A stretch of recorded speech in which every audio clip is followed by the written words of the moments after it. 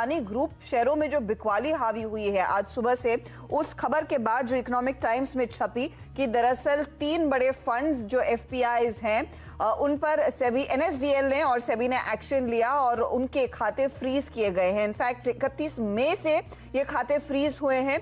खबर आज छपी है तो आज इमीडिएट नीजर्क रिएक्शन देखने को मिला है और इन स्टॉक्स में हमने देखा है लोअर सर्किट पर कारोबार बनता हुआ दिखाई दिया। तो इस बड़ी खबर ने दरअसल मूड बिगाड़ा है, थोड़ा सा सेंटिमेंट पर इसका इंपैक्ट बनता हुआ दिखाई दिया है। तो ऐसे में क्या रणनीति हो, इस पर बात करेंगे हमारे जानकार जो इस हफ्ते हमारा साथ दे रहे हैं खिलाड़ी नंबर 1 में। लेकिन पहले उनसे मुलाकात करते हैं और उनसे पूछते हैं कि क्या ये एक ग्रुप में इतनी भारी बिकवाली बाकी बाजार पर दिन भर पूरे हफ्ते छाई रहेगी या फिर मार्केट में लोगों को डिप्स पर अब खरीदारी करना शुरू करना है। तो चलिए सबसे पहले आपको मिलवाते हैं हमारे जानकारों से। इस हफ्ते हमारा साथ दे रहे हैं प्रदीप होटचंदानी, विशाल मेहता और साथ ही साथ क्रिस सुब्रमण्यम। तीनों के बीच होने वाला है मुकाबला इस हफ्ते का। आप तीनों का ही स्वागत है। क्रिस, सबसे पहले मैं आपकी राय लेना चाहूंगी। मार्केट में आज जो बिकवाली की पोजीशंस बनती दिखाई दी है, एक चीज तो है कि 15,800 के ऊपर रेजिस्टेंस है। ये पहली बार नहीं है कि इन लेवल से बाजार थोड़ा सा फिसला है या फिर मुनाफा वसूली की गिरफ्त में आया। आज ठीक वही हुआ। इस समय हम फिर 15,700 के लेवल्स पर आ चुके हैं। बताइए अप्रोच क्या होनी चाहिए और ये अदानी ग्रुप शेयरों में जो सेल साइड की पोजीशंस आई हैं उससे क्या वाकई में और पैनिक बढ़ सकता है? Good morning Harshada. यस, यहाँ पर आज सुबह ये जो नेगेटिव न्यूज फ्लो आई है इसके चलते डेफिनेटली सेंटीमेंट यहाँ पर बहुत असर पड़ सकती है, क्योंकि अगर आप देखें तो इस ग्रुप की जो परफॉर्मेंस रही है लास्ट लगभग 1 साल में बहुत ही जबरदस्त रही है। तो ऑब्वियसली मुनाफा वसूली का एक अच्छा कारण बन सकता है।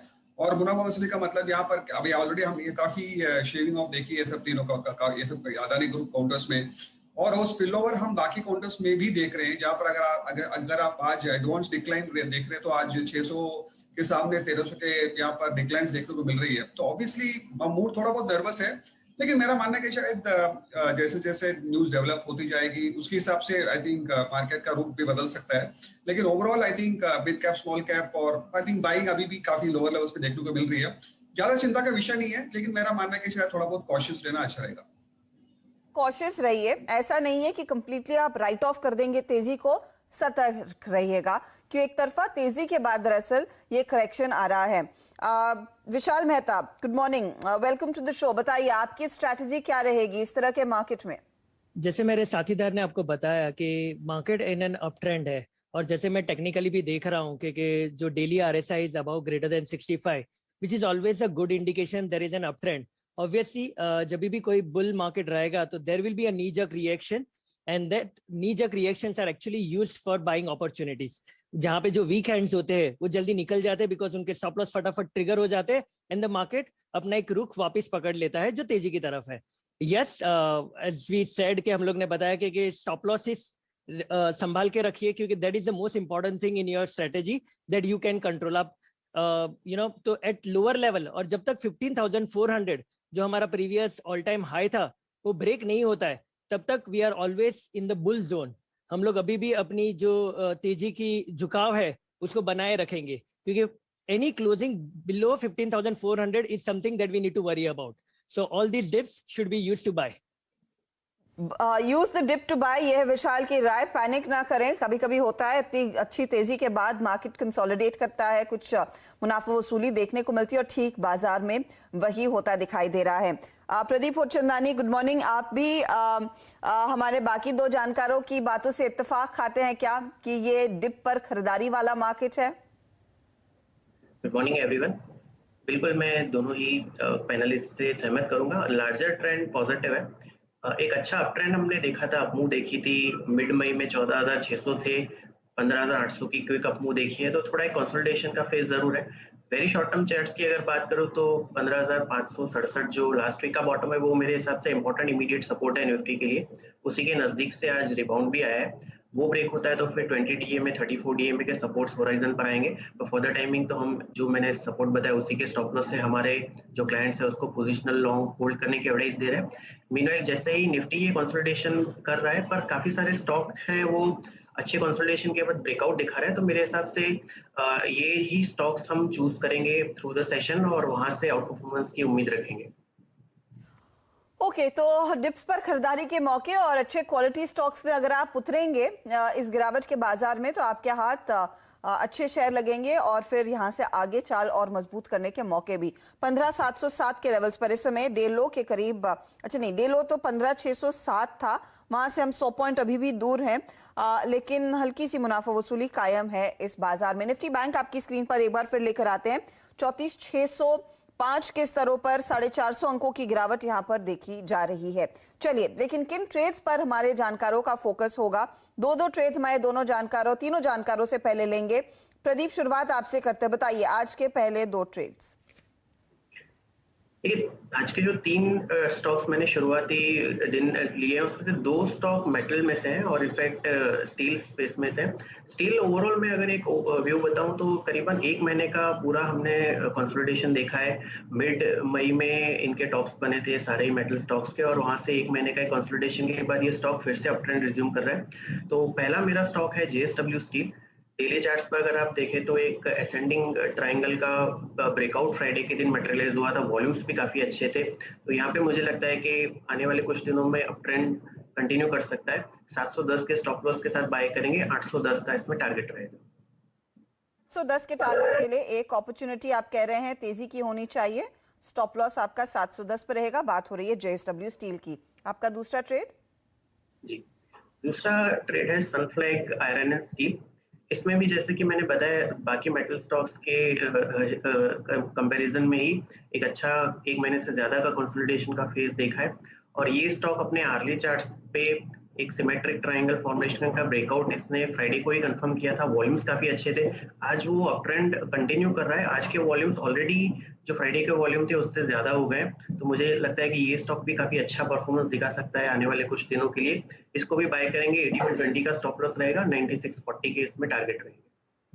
3% ऊपर है आपके कहने पर एक काउंटर। 9640 के टारगेट के लिए लोगों ने पोजीशन लेनी है और 8120 दरअसल स्टॉप लॉस के तौर पर काम करेगा। तो मेटल्स पिक किया है प्रदीप ने, एक प्रेफर्ड सेक्टर JSW स्टील 810 का टारगेट, और अब सनफ्लैग आयरन में 9640 का टारगेट लेकर चलना है।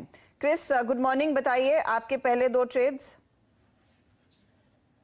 जी, तो आज का मूड और माहौल देख के शुरुआत में एक डिफेंसिव काउंटर से कर रहा हूँ, एक डाबर, जहां पर अच्छी खासी यहाँ पर बहुत I think after lot of weeks शायद यहाँ पर एक थोड़ी बहुत ब्रेकआउट देखने को मिल रही है। तो मेरा मानना है कि शायद डाबर अच्छी एक बेट बन सकती है या इस माहौल में खरीदारी करके चले। 584 का टारगेट और 564 का स्टॉप लॉस।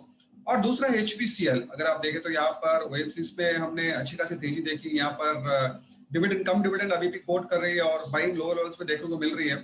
तो HPCL खरीदारी करके चले, 310 का टारगेट और 292 का स्टॉप लॉस।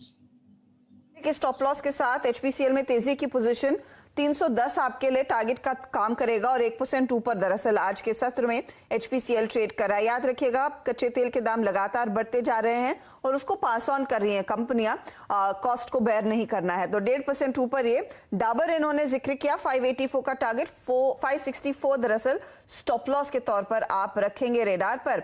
और इस स्टॉक में भी हमने देखा है डेज लो से रिकवरी आई है। डिफेंसिव बेट पर फिलहाल इनका ध्यान, आधे % के गेंस डाबर ने दिखाए हैं अब तक। विशाल मेहता, बताइए आपके पहले 2 ट्रेड्स क्या हैं? Thank you Harshita. सो जैसे ही मार्केट अपना एक नेगेटिव रुझान दिखा रहा है, तो we are going to look for the stocks which are in the अपने मिड कैप और kind of mid cap stocks में रहेंगे। पहला स्टॉक हम लोग रेकमेंड कर रहे हैं FDC।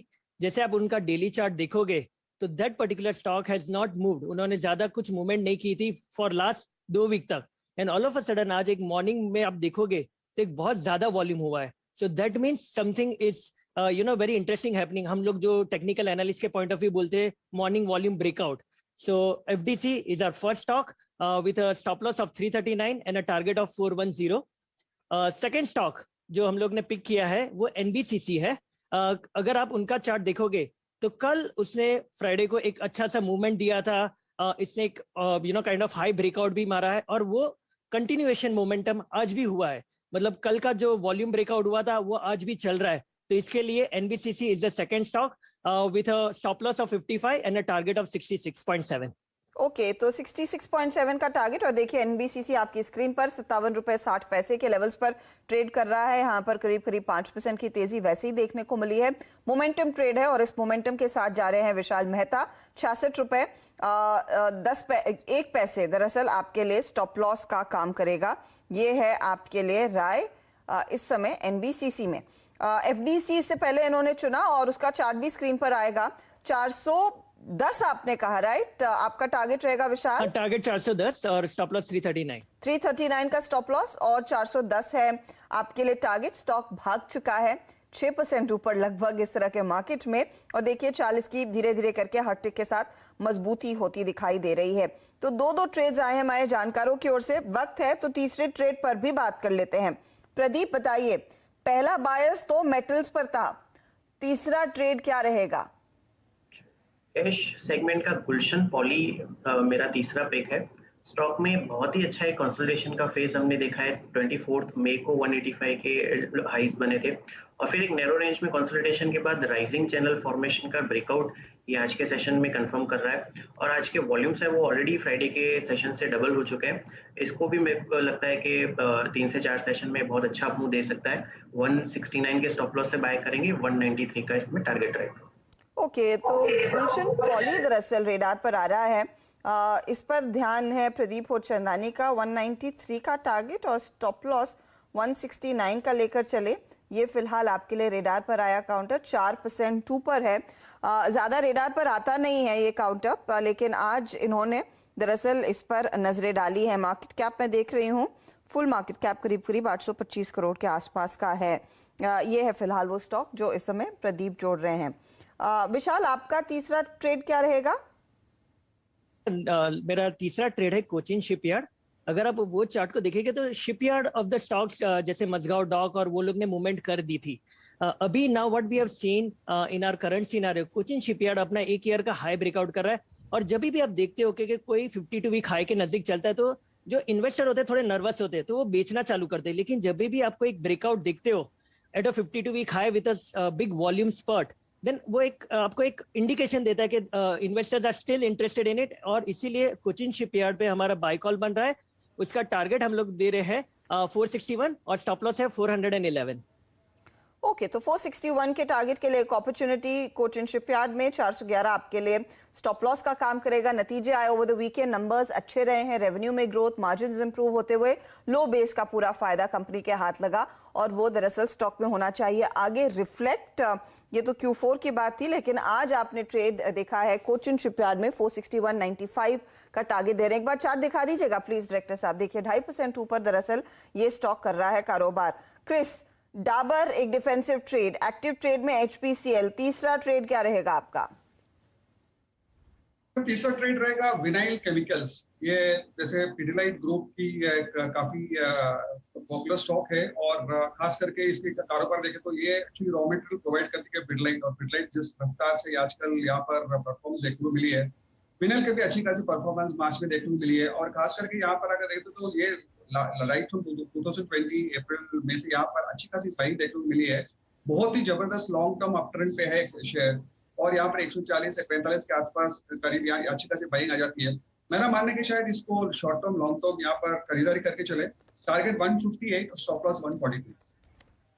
ओके, तो ये फिलहाल आपके लिए विनाइल केमिकल का ट्रेड। देखिए नेगेटिव टेरिटरी में था, सुब्रमण्यम जी ने बात की इसकी और 3% ऊपर आ गया है। और टारगेट स्टॉप लॉस आपकी स्क्रीन पर फिर हाजिर करते हैं 152 के लेवल्स पर दरअसल ये काउंटर कर रहा है ट्रेड। लेकिन आपके लिए टारगेट जो क्रिस ने चुना है वो है 158 का, स्टॉप लॉस आप 142 पर रखेंगे। तो ये हमारे जानकारों की तरफ से 3 ट्रेड्स जो फिलहाल पारी को किक ऑफ कर रहे हैं। इनके किस तरह के रिटर्न्स बनेंगे उस पर भी नजरें रहेंगी। और आज दरअसल जो बड़ी खबर है वो BEML से जुड़ी हुई है। बड़े पैमाने पर इनके एसेट्स और लैंड बैंक को डीमर्ज करने की तैयारी शुरू हो चुकी है। तो लैंड बैंक कितना है, कहां पर है, उसकी वैल्यू क्या हो सकती है, इसी पर एक आपके लिए अंश लेकर आएंगे सुमित की रिसर्च का। बने रहिए CNBC आवाज पर।